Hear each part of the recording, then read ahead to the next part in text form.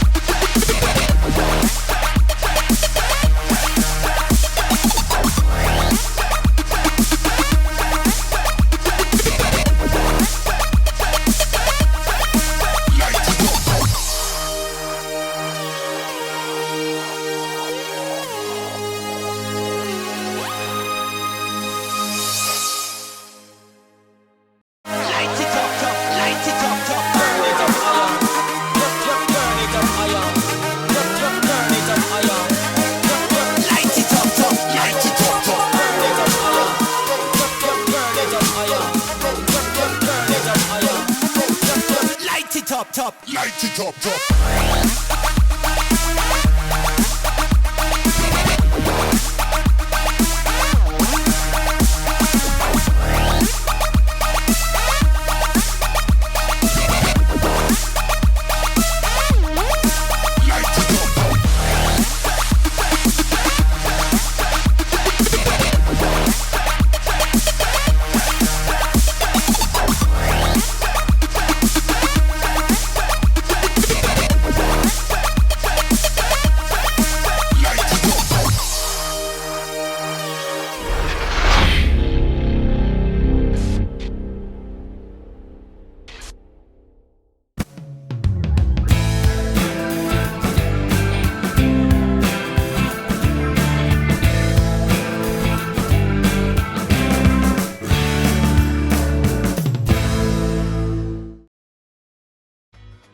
DJ Event Planner will change the way you manage and run your business. Streamline all of your procedures and software into one easy-to-manage system.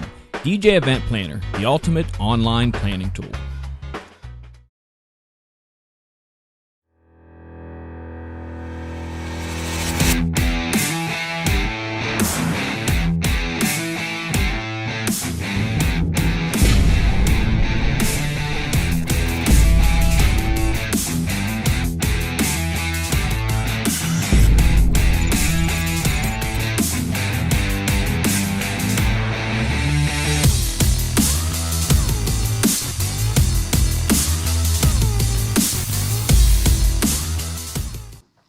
All right, we are back for Tuesday night with Brian S. Red. Now, Brian is not where he's supposed to be. He's not in a dungeon. Don't let that alarm you.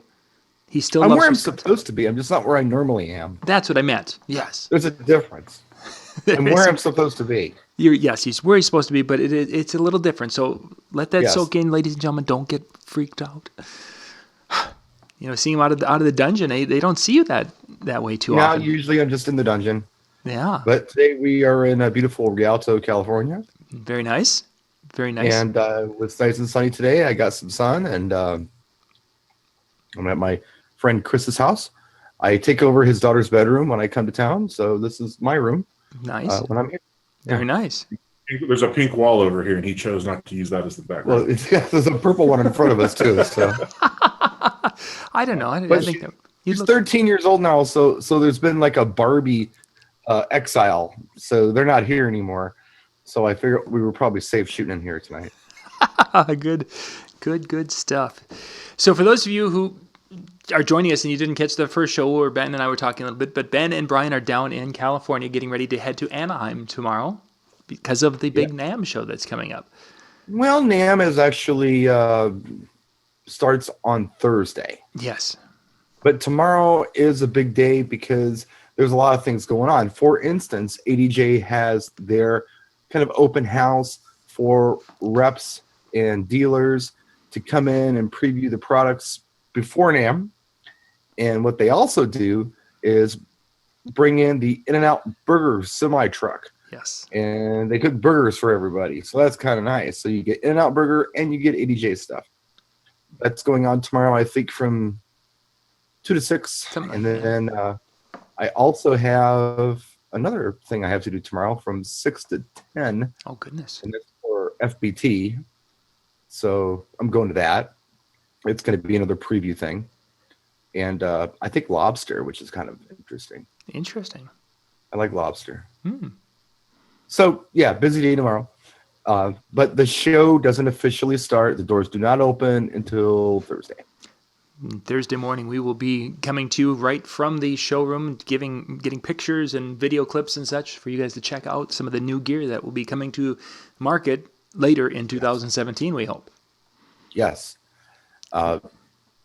There's stuff coming, and I've seen some previews. Not tons of previews. Normally I see more. Normally I'm in Anaheim, and I'm kind of checking things out with the exhibitor pass, but I didn't do it this time. I wanted to just relax before the show and, spend a little time with friends before the craziness starts. Very cool. Very cool. And of course, that My brings. work ethic is slipping. I've been watching your Facebook feed today, and you've been just kind of vegging today, it looked like. Well, everybody always says, because, I got the natural bags under my eyes. That's hereditary. Every time anybody sees it, they're like, oh, you look so tired, get some rest, And every time I post anything, oh, don't forget to rest. So finally today, I'm like kicking back in a chair. I'm like, I'm going to take a picture and just say, for those of you who've been bugging me about resting, chill out. I'm resting. Leave me alone. Back off. So Chris, was he being a good house guest today? Yeah.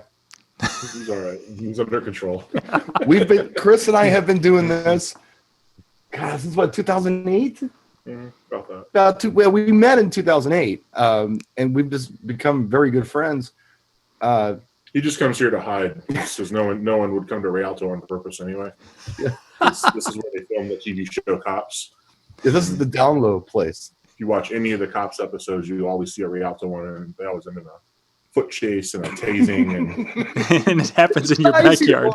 It's really nice here. It is. Yeah, no matter what he's telling you, it's a real nice place, and I'm very comfortable here. And it's obviously gone beyond the DJ thing. We're just friends.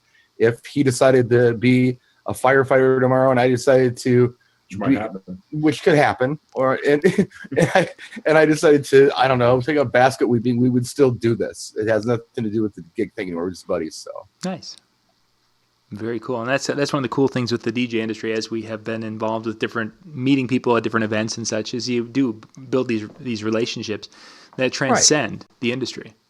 One thing has nothing to do with the other. There are people in this industry I wouldn't talk to if they weren't DJs. I'm being honest. It's true. But there are most people that I meet, like you and I, Brian Dell, of course. Yeah. There's a core group that we're all pretty tight. So, but yeah, it's nice to come out. This show for me is one of my favorites because I love Southern California. Any excuse to get out here, I'm happy.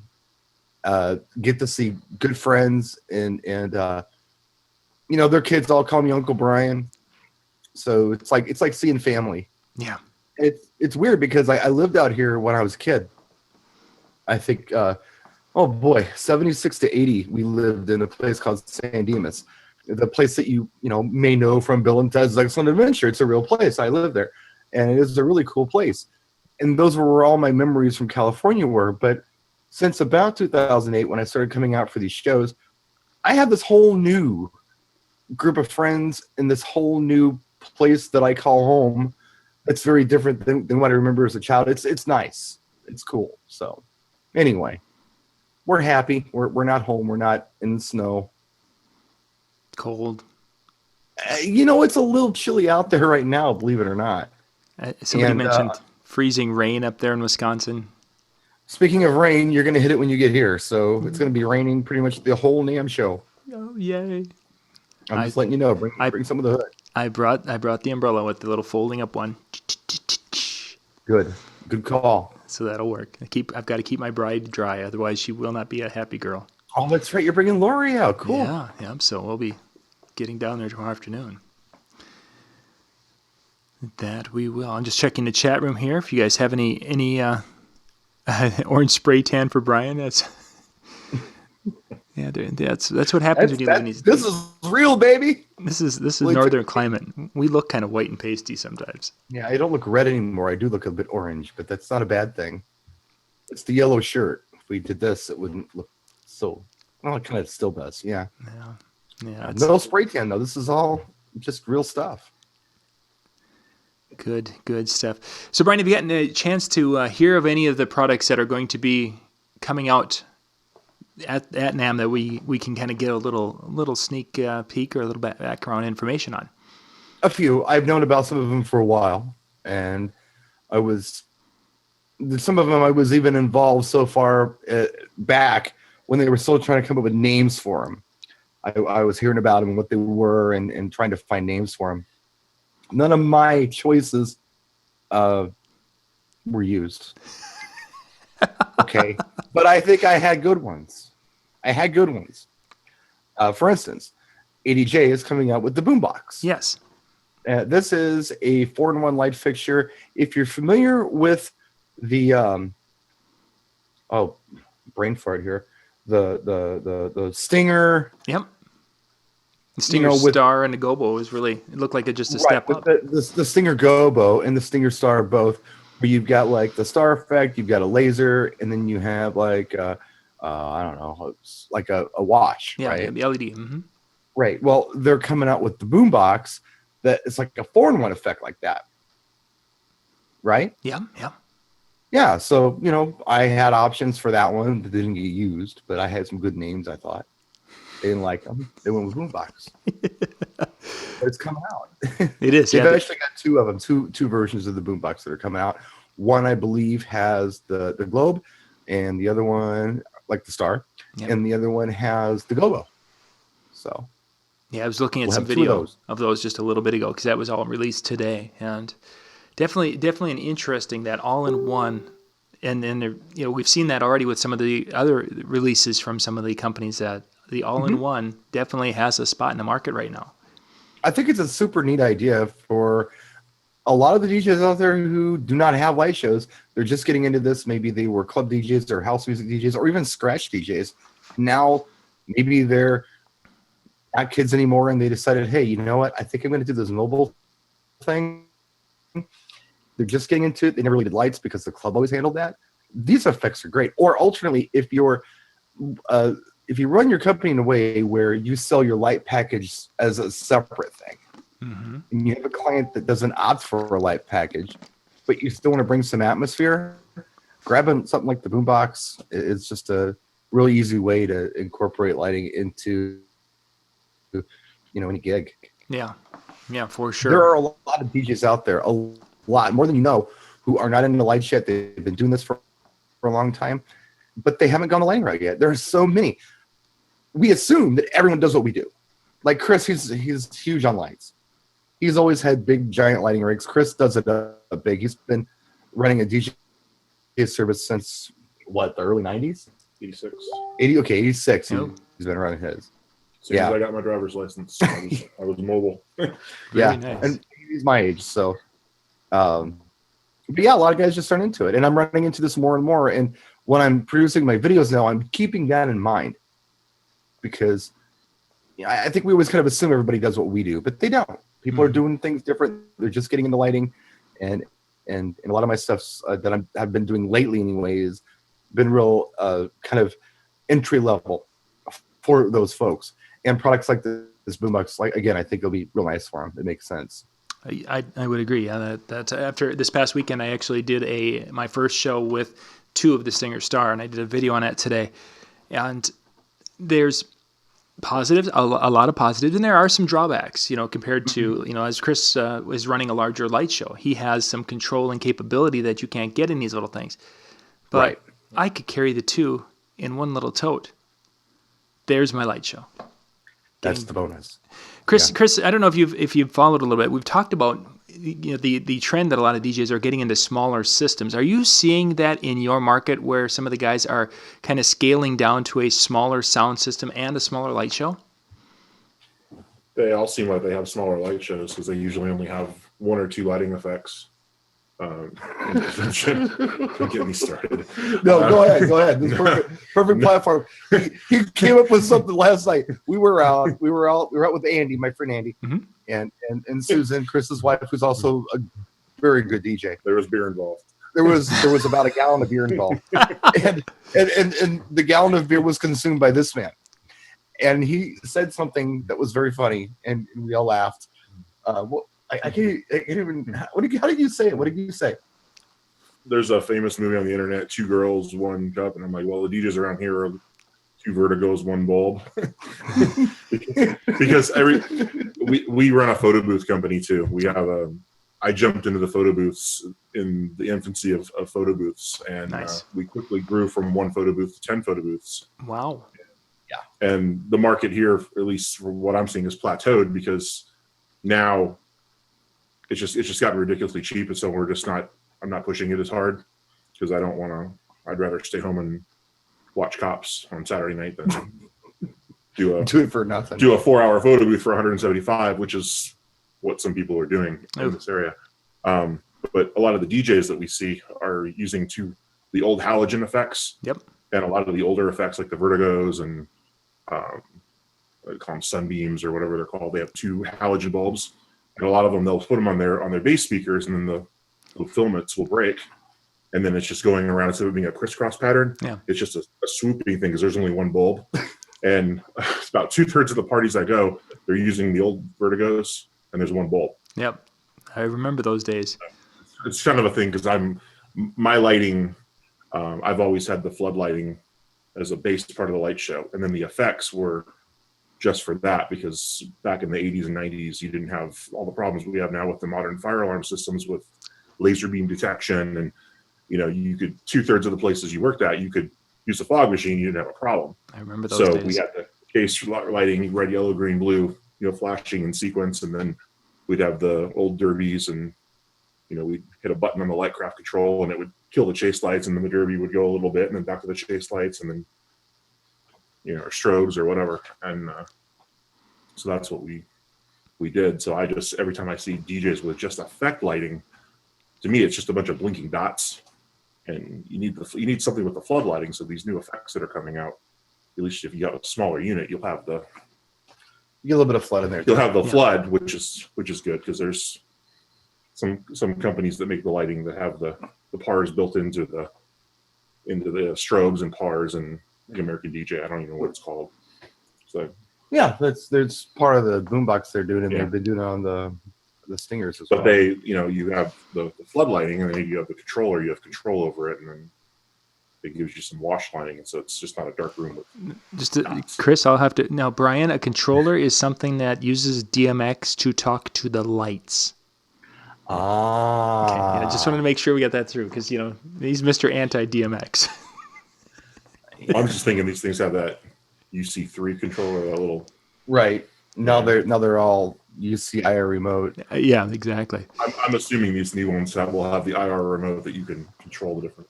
Should I address the DMX thing now? Should I just Yeah, you go ahead. We just kind of brought that one right out to the. Yeah, let's go ahead and let's look real hard at it. I don't hate DMX. Okay.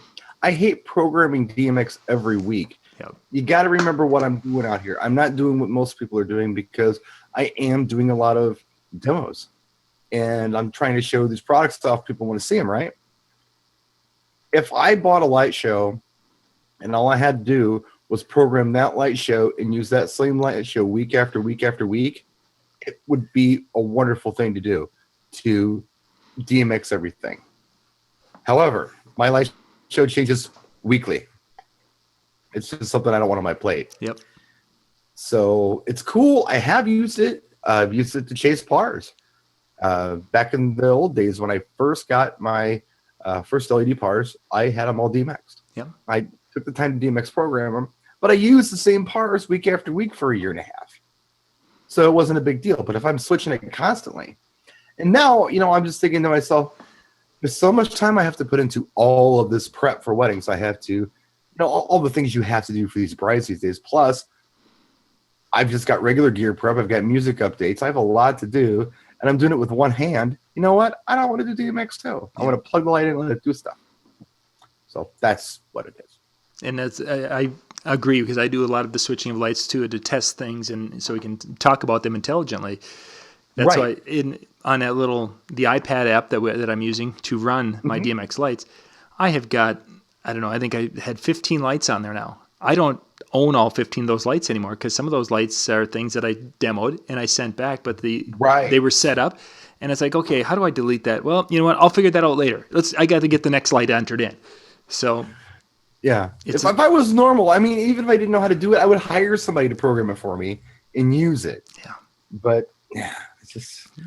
And the other thing is, I kind of get to thinking about that, and I expand on it and think to myself, there are people out there that don't understand DMX, and even bring it up, and they get really confused and they get nervous, and it might discourage them from even trying to use these lights. for sure. So how interesting would it be just to use it all in standalone and just show people how easy it can be, instead of how complicated you can make it? Yeah. So that's my DMX rant for tonight.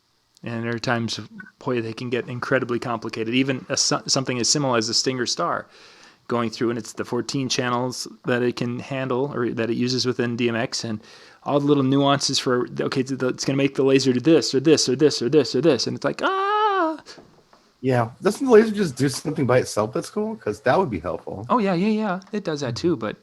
Right. That's my point. Let's just let it do it. Yeah. Do it. Yeah, well, a person could set it to, either just, as Chris was talking about, the little remote, click, boom, there. Oh, yeah, we got a show. Yeah. Awesome. Nothing wrong with that either. It works. It works. Chris, you mentioned a piece of gear from Christmas past of years and years ago, Lightcraft. Mm-hmm. Oh man, I have not heard that term thrown around in 10 years. It's still living in my garage. Yeah, my one main light show still has a Lightcraft 4400 zone controller. The 4400. I know which one. For the chasing, because I'm a Colorado Sound and Light show guy. Gotcha. I have my original light show was got from them in 1995, and it was a big 40 light aircraft landing light system with a truss and the box lights, and everything went together, and the truss was wired with the pigtails, so I could hang effects, and then it had 8 different channels, so I could hang 8 different light effects, and they were right on the Lightcraft controller and turn them on and off, and it was beautiful because it was 4 connections to the light show, 4 Nutric cables. So I had this monster light show that took 15 minutes to set up. Yes, that was Jim Baxter's. That was my first experience with Jim, is seeing some of those aircraft lighting systems that he had. I still have his newer stuff. All my uplighting is from them, and my chase lights, and then I mount, effect lighting, and I use everybody. Most of it's American DJ, and there's some Chavez. I just pick what I like, but it's mounted on top of these, and I have control over them because a light show I use to complement the music, and so I actually, even though it's not none of it's DMX, it's all very much analog, but I will use the lights to enhance the music. Nice. And we'll do things, and it makes the show a little bit better if you just run the lights, just turning on strobes for the certain part of a song for just like 2 seconds, like the Bruno Mars 24K, right? And when it goes to the hook of the song where it goes move, if you just flash the strobes for 2 seconds on that. I missed that. Or go to an all white, just do a flood flash and then back to your chasing. It sets the crowd off. Yeah, I so miss doing that. I miss that so much. I remember the old light controllers, the old ADJ ones. They had the switches and the buttons on them. Mm-hmm. The buttons were the flash buttons. Yeah, you could just like pop out. It was like playing a keyboard. It was like an instrument. very much so. Yeah. And I would play it as the song was playing, and my light shows were pretty interesting. Mm-hmm. You can't do that now because everything's got firmware in it. It's got like a boot cycle, so you have to somehow do this DMX, and I just don't. So yeah, none of the newer light effects will just turn on. Right. Precisely. Yeah, to get that even the ones that are simple, when you turn them on, there's about a 2-second delay before they actually do something. Right. So it's have hard. to It's hard to be spontaneous like that. So yeah, and then you end up having to do the programming. And I've got numerous friends who have spent way too much time programming a light show to a song, and it's like, yeah, oh my gosh. I mean, it's awesome, but oh my gosh, that's one song. Nobody Okay. got time for that. Yeah, and now you've got how many more songs? And then, of course, if I don't play that song this night, it's like, oh, that time is gone, man. Right. And I never really understood how to sync it up anyway. I mean, smarter than me. Never got into that. Yeah. Do it. I don't do that. I don't know. Maybe if I have nothing to do for the rest of the winter when I get home. Yeah, fat chance of if I that. have nothing at all to do, maybe we'll look into that. Yeah. Okay, well, I'll hold my breath. How's that sound? Right. It's not going to happen, man. Oh. So yeah, we talked about the old stuff, but the new stuff's coming out. We're gonna see it all starting Thursday. I know what I'm gonna be kind of looking at the show. John, what are your how this is meant to see the brain damage? It happens. California marijuana laws. No, I'm just kidding. I need a prescription, man. You don't need a prescription anymore. Oh, you don't even. Oh, see no. how far out? Well, Minnesota, we need one. So Go with it. Well, you don't. Yeah, you get. I think you get shot by a firing squad in Wisconsin. But at any rate, what are you looking at this year? What companies or distributors are you checking out at NAMM? What's on your short list? I'll be checking out our big the big sponsors with the Disc Jockey News, hitting the different booths. There's some cool things that we've talked about a little bit already, but my level of intrigue this year is really to go in that basement, because we started to see some of that stuff in the basement has creeped into other arenas. We've talked Home Depot. Some of that basement stuff is at Home Depot. There's lighting that's showing up in different spots out there that you wouldn't expect. And it's like I'm just really now going to go down there and look, because obviously at some point in time, somebody from Home Depot was either approached by one of these companies or were walking through and thought, that's a good idea. Sure. Men and women with hammers would love that in their back room. They'll buy anything. It's like, oh my gosh. They'll buy this too. So the little sarcastic video where I'm shooting a video, and of course these folks, when you go to their booth, they're just genuinely excited to have someone who's actually going to come over and look at their products, and so they're all, ooh, information? Would you like information? And it's like, oh, it's a catalog this thick. And it's like every knockoff piece of gear you ever wanted to see is in that catalog. So it's like, website? Do you have website? Oh, no website. Can't get website out of China. Okay, whatever. So they're all in there, and I want to shoot a video, because whatever this piece of gear is just horrendous, and it's gonna be the butt of jokes, and I want to make it a video about that, but I don't want to come across as I'm doing this butt of a joke video. It's like, so. You want to be an asshole, but you don't want to be an asshole. Exactly. I don't want to be blatant about it. I want to be subtle. And I want to be an asshole, but I don't want to appear to be an asshole. That's the thing. Yes, exactly. I think that's where we're at here. Yeah, exactly. This is the dark side of covering shit. Light of John Young. Yeah. So this is going to be the basement area is going to be interesting, and I'm going to have some fun with that. And there's always something that what was it, 3 or 4 years ago when I was looking through, we found those little mini LED projectors that were over 1,000 lumens, and they were just these tiny little boxes. And right. I've talked to some people who have actually now finally been able to purchase these 2 years later, and they bought them this summer, and they're like, those things are incredible. So we saw that technology easily 3, maybe 4 years ago. It was a cool find at the time, and then people were like, oh, we want more information. Well, they didn't. It took 1.5 to 2 years to get back to the United States. Well, I have a challenge for you. Yeah. For next week, we'll be, oh, by the way, Tuesday night, we're going to be back here, right in this room. Oh. So that I'm still going to be here. I'm facing the pink wall. Nice. I want pink wall. He's going to probably rearrange the whole room just to make me look more So we should do it from the train room. We can do it for the train room. Train too. room? Like H.O. Gage? Lionel. Oh, Lionel. Awesome. The NMX control. Okay, we're going to do next week's show from the train room, and we're going to just watch trains. And if you're not interested in that, I'm sorry, but it's awesome. Sounds good. It's awesome. Here's the challenge, John. Next week when we go on, you and I both have to do this, and we have to deliver not a large essay on it, but I would say a good 5 minutes on the one product that you saw that surprised you or really impressed you. Okay. We got to find that thing. Every year I got to find that thing. Sometimes it's this thing that I can't afford. I'll never be able to afford. Sometimes it's something as simple as American Audio's ELS Go EBT, because it was that 2 years ago. I mean, that was the thing that blew my mind, the price point, and just the portability and what it can do. It really was impressive to me. Sometimes it's not that simple. But what is it going to be this year? That's what I want to know, and that's what I'm so curious to find out. It could be a cart. It could be a piece of hardware. It doesn't have to be a speaker system or a Whatever. light show. Yeah. What is it? What's going to, yeah. What's that cool thing that just blew your mind or really caught your eye or, made you perk up and say, I want to know more. I will. That's- I am on it.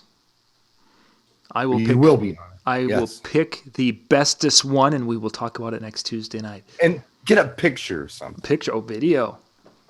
Yeah, Video. if there's no video, it didn't happen. Kind of like in the news. That's what I'm saying. I mean, and to give you guys an idea, when we were at LDI, not this past year, but the year before, didn't go this year, obviously, when we saw the moving head fixtures, the battery-powered moving head fixtures that they could drive that little car. They had it on a little remote control car. They were driving it around, and then they would go and they would pour water on it as it came by. That would be a product that is an eye catcher for Yes, sure. it is. Let's see. Chili asked what I know about HO trains. I grew up in a household where my dad listened to the Beatles, the Stones, I was going to go over here. and it's all about. He was all about HO gauge. Hundreds of trains. He would go and Dad would set up this 8x12 area, and he just made this whole configuration and this layout of HO. And he didn't have the DMX capability that Chris is talking about, where you can have the same train, or you have trains on the same track and be able to, that one's, it escapes me what that technology is called, but my boys know about it, so they can go through and, okay, that one is train whatever, and then it will go this way, and that one will go this way, and then. Yeah, it's DCS is what they call DCS, the control system, digital command system. Yes, yep. My boys and Grandpa have gotten into that now. I, of course, have got other things I have to do. Chris doesn't. Hey, that's what I do on my days off, man. I don't eat, breathe, DJ. I mean, because I do it so much. I mean, we go out 4 or 5 times a week, and then on the week, my weekends are Mondays and Tuesdays. I just want to go do something that's not DJ. I hear you. Just go in the man cave with a beer and run a train for a half an hour. Very cool. Yeah. DCC, yeah. It's it's toys. It is. That brings up another interesting topic that I don't know that we've covered, but it's an awful good topic, and it was actually suggested by somebody recently. It eludes me who it was. But yeah, we need to do other things other than this. We need to have distractions, and we need to have some fun. Yes. Just kind of separate ourselves from the DJ lighting music thing for a minute and do something different. Now, for me, it's usually something that has to do with the car. I like that. Yes. I like my trucks. I like my cars. I like tinkering with those. That's it. Or home improvement projects. I know you do a lot of that too. Yeah. This guy is a train guy. Mm-hmm. I'm not totally trained, but you're a train guy. It's my home distraction. Right. Yeah, for sure. I like steam trains. I like I won't see a freight train go by and start foaming at the mouth, but if it's a historic steam locomotive, I'll drop what I'm doing. I will. Oh, for sure. Freeze in place. You just don't see that very often anymore. My favorite place in the world is Durango, Colorado, because they have the narrow gauge Rio Grande steam locomotives, and they have like 8 steam locomotives at work, and it's a tourist line through the mountains, and you cling along a cliff at one point and follows a river, and just the smell of the coal smoke and the whistle and the bell, and it's a neat place to go on vacation, unless you're right there by Four Corners and Mesa Verde, and the town of Durango is cool. It's an old Victorian style town. Interesting. So We all need distractions. Yeah, we definitely do, and I think that's, as even on last night's shows, we talked a little bit about the importance of balance in one's life. We've got our business and such, and we have to have it balanced with time for family and time for oneself, because if we aren't taking care of ourselves, whether it's with health or mental stability, we'll call it, if we're not in a good spot, then we can't help anyone else, whether it's family or our business. at one point when I I ran a very large multi-op when I lived in Maryland, and at one point we were running 12 to 15 DJs a weekend, and I would go on vacation, and I was so stressed out because I didn't go on a vacation every year. You have to go on a vacation. You have to take time aside and not do DJ, because I got to the point where I didn't go on vacation for 3 years, and it took me 3 days to come off of my sizzle from just being so jazzed up from the work and the stress, and because running the business is very stressful, and it's the DJ part of it's easy. It's the administrative part of it, and just to get away and not it literally took me 3 days. Well, I had that big NAMM push. I was doing that stuff for FBT and a couple other projects, and I was just working on it nonstop for like 7 days. I mean, I'd wake up, I'd work on it, I'd pass out. I'd wake up, I'd work on it, I'd pass out. I took a day off. I said, I'm not doing anything. And when I got back to it the next day, I had all this creativity. I knew what I wanted to do. I had vision because my brain needed a break. Yeah. Like, it wasn't working well. These things are the devil. Oh, you better believe it. Definitely. Take a day where you just shut this thing off, and it'll be there when you come back. Yeah. It always is. Yeah, unfortunately. Yeah, with 3 bars or whatever. Yeah, and they're asking about that recovery of what a person can do, and some tips for that, and Chris with that cell phone. The cell phone is huge. Drink beer. Drink beer. And there's a part of that too. Sometimes you just need that to and I know the whole you don't want to medicate with alcohol, but sometimes it's just that it is a relaxing device. A very tasty beer comes in handy every once in a while. Yeah. I tell you, I went out and I had to prep to come here on Saturday. I had a few places I had to hit. I had hit the mall, a couple stores, whatever. And I forgot my phone. And I got about a mile away from home when I realized it. And something inside my head just said, you know what? Leave it. Mm-hmm. Just enjoy the drive. Enjoy the radio. Enjoy your day. Don't worry about someone who wants you right now. Don't worry about taking a picture of something to show somebody. Don't worry about your Facebook status. Leave it alone. And I kept looking at my GPS because I Bluetoothed my phone to my car stereo. The blue light wasn't on. And I kept like, why isn't the blue light? Oh, yeah, I don't have it. That's right. And if I get a flat, I have to actually borrow someone else's phone because everyone else on the planet has one, so I can borrow someone else's phone if I need it for emergencies. Excuse me, I'm that one guy. Anybody have a phone? I know the number to 911. I got it memorized. So I could use somebody else's phone if I need to. No, man, you just walk away, do something you love that isn't this. And if you struggle to try to find something you love other than this, that's okay. Dedication is good, but hobbies are good too, or just distractions. And if anything, for your family, if not your wife and kids, your parents or anybody, just some time. It's a big deal just to get away and do that. That it is. That's one of the reasons why in the summertime I don't do as many shows as I used to, is because that's the time that we go as a family camping. And you have like 17 kids. You need to precisely take the time. Duggar, right? Yeah, exactly. That's my hero. I've got the poster in my wall. But yeah, this actually summer we're going to, one of our trips every few years is up to Duluth, Minnesota, and in that they have one of the nicest train museums in the area, the state. So we get to go up there and show the kids some of they've got a Malley up there and different locomotives and snow, removal devices, the big snow blowers that they'd use on it. So it's a cool day, and the kids really enjoy that. So cool stuff. EV speakers that I have. Paul, I have the EKX. I've got the 15 tops. I've got the 18 subs in the EKX line. I have the 12 tops, and I'm getting a pair of 15-inch subs here this later spring because Lori has interest in getting back into doing some DJ things again. Hey, Well, the 18 sub is a horse of a sub. I mean, it's not huge weight wise, but the 15 is lighter, and they hit.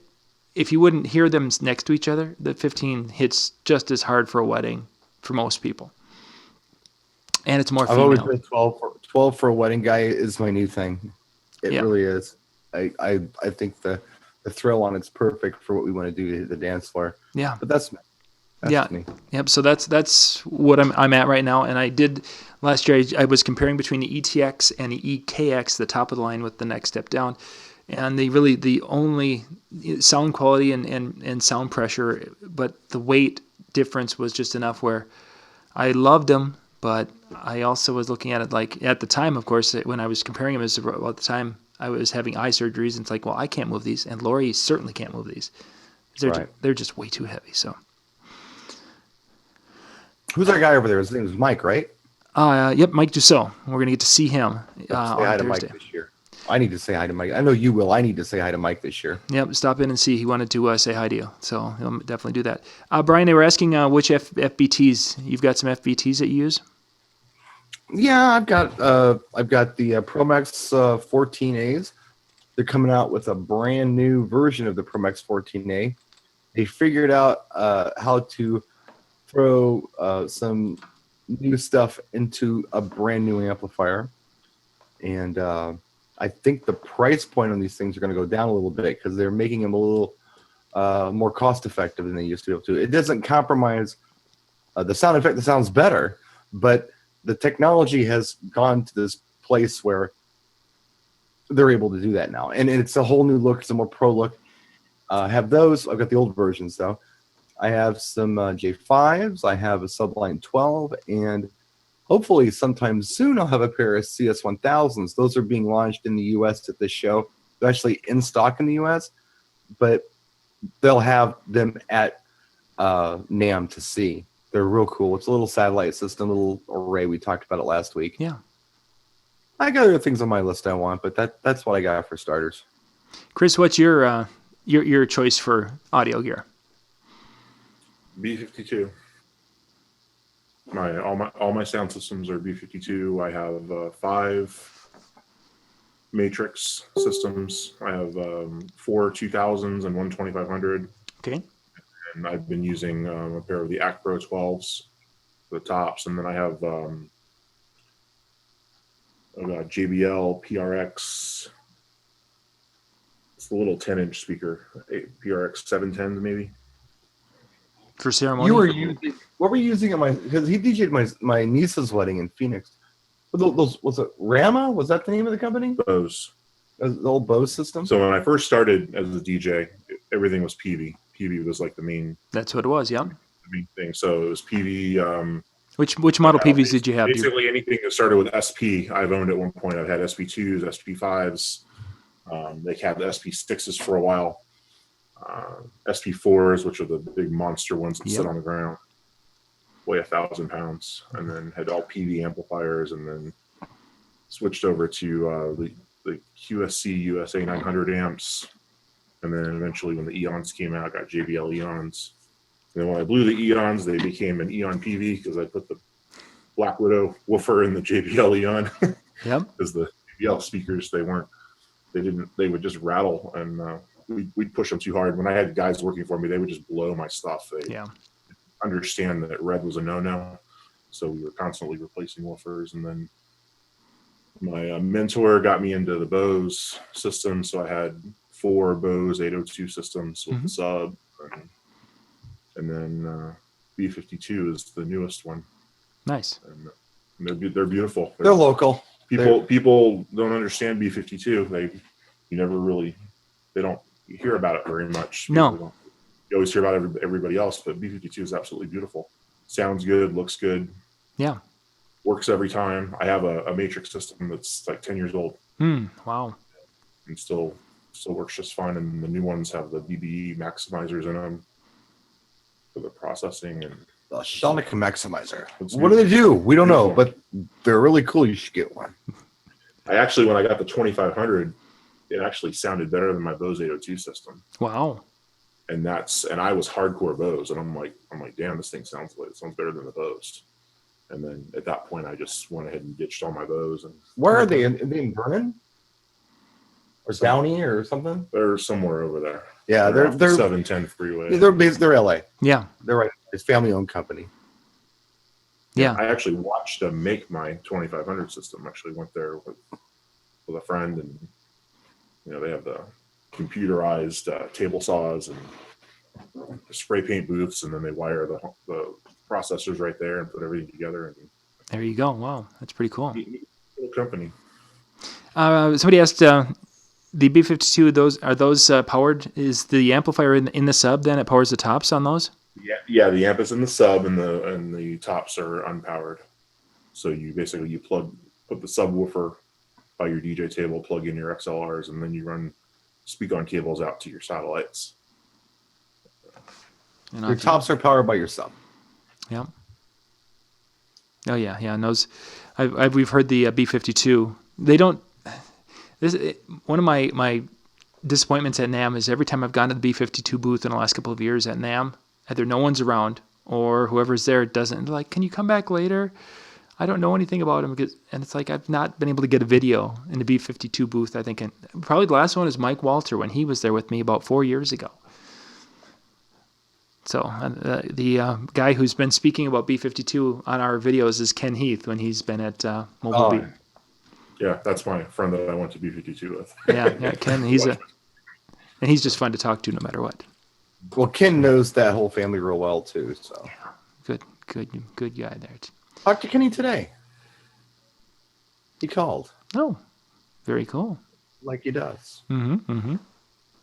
And we'll probably see him in a couple of days also. Oh, you can't. Yeah, We won't. you can't avoid Ken and Am. He's like a NAMM staple. That he is. You'll see him down in the arena area. I'm pretty sure. Oh yeah. Where there's girls or gear, he'll be there. RCF. Somebody was asking about using the RCF stuff because you talked about some RCF stuff at one time, Brian, didn't you? Mm-hmm. Yeah. The story is I got involved with RCF because our friend Kevin at IDJ Now knew the sales guy, the main sales guy at RCF USA. So we became friends. And he was real easy to work with and real cool. But he eventually went on and founded his own company called Italian Speaker Imports. And they're the ones who import FBT. So he said, hey, look, I made a linear change. I went from this brand to this brand. I do like this new brand a little better. If you want to work with me here, I'd be happy to. So being so easy to work with and such a cool guy, his name is John Krupa. I went ahead and I work with him now. Yeah. So that's how that happened. It wasn't that RCF was a disappointment or anything like that. Honestly, I just don't have anyone to work with over there anymore. And when I try to bring, as you know, John, when you're doing products on your channel or on your publication or whatever, you got to work with people who are easy to work with. Yeah. And want to work with you and understand what you do. I mean, I don't want to spend all of my time trying to explain what I do and explain my value to people. Either you get it or you don't. John gets it. John wants to work with me. So, but I learned a lot.